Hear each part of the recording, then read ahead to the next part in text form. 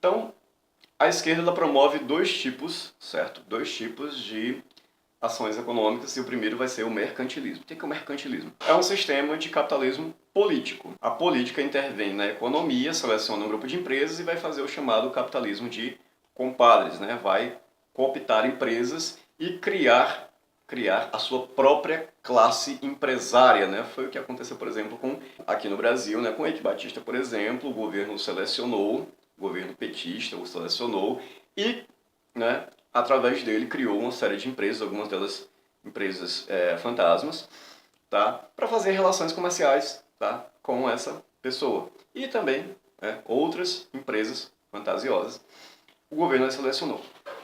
Mas a gente não está falando aqui de empresas fantasmas, a gente está falando de empresas reais. Então o capitalismo de compadre é isso, mercantilismo é isso, é quando o governo ele se mete na economia e ele quer ser também, além de governador, ele também quer ser empresário. E o governo não pode ser empresário porque esta não é uma função própria do governo. Então o governo acaba criando monopólios. O que é um monopólio? Um monopólio não é uma única empresa que governa um mercado de livre concorrência. Não. Monopólio é quando o governo cria condições para que apenas uma empresa, ou seja, ele cria uma série de barreiras, uma série de regulamentações para impedir que outras empresas entrem naquele mercado.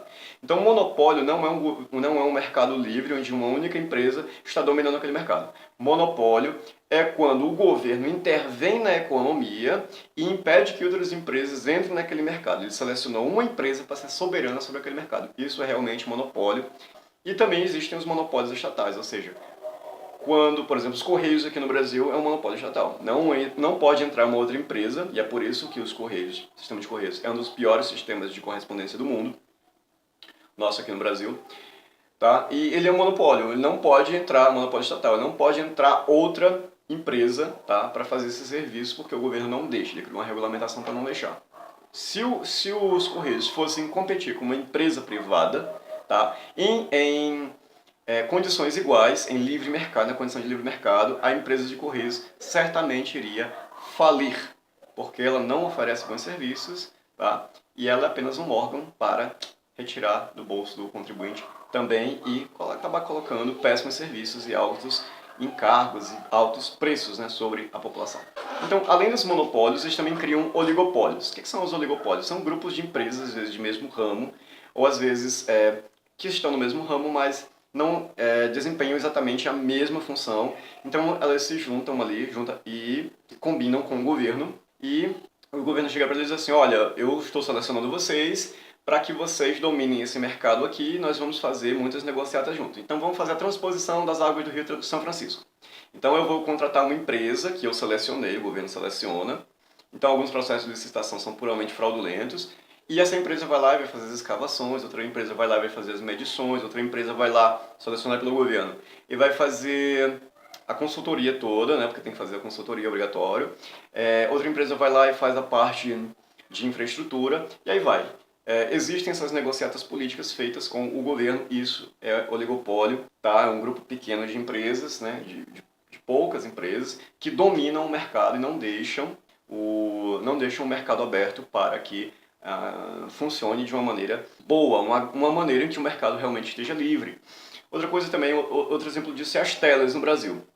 O governo selecionou esse conjunto de empresas que operam no Brasil, é um dos piores sistemas de telefonia do mundo, nós temos o pior sistema de internet também do mundo, e as telas elas dominam esse mercado porque tem uma intervenção de uma agência reguladora chamada Anatel, e essa agência reguladora impede a entrada de novas empresas dentro do Brasil. Isso não é livre mercado, isso é oligopólio. E aí, para impedir que o livre mercado ocorra no Brasil e para impedir a entrada também da ideia de liberalismo clássico, de governo limitado, os socialistas eles inventam uma série de desculpas, tá?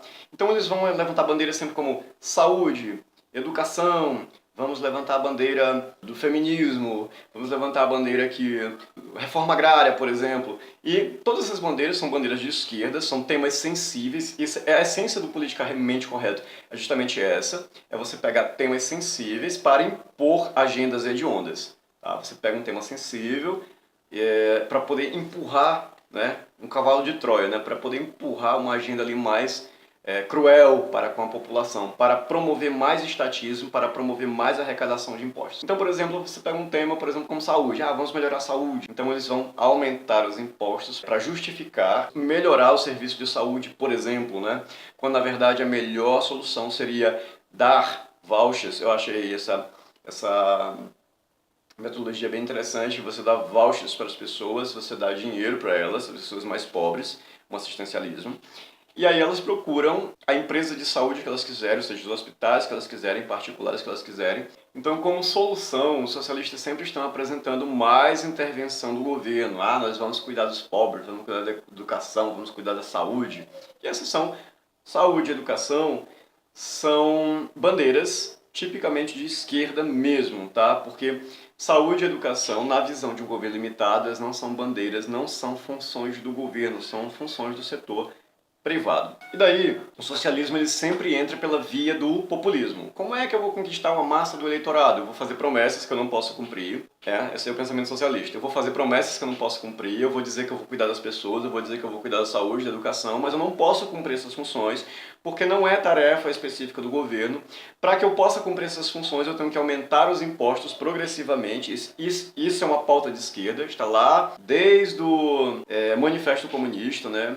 Marx e Engels já estavam propondo o aumento progressivo de impostos. Isso empobrece a população. Lá na Bíblia já estava dizendo que quando um governo é ruim, ele aumenta os impostos, né? Cria a miséria se cria dessa forma, você elimina qualquer forma, né, das pessoas poderem progredir. Então, em nome desse socialismo, em nome desse assistencialismo estatal, você está sacrificando o empreendedorismo das pessoas, você está sacrificando as economias das pessoas.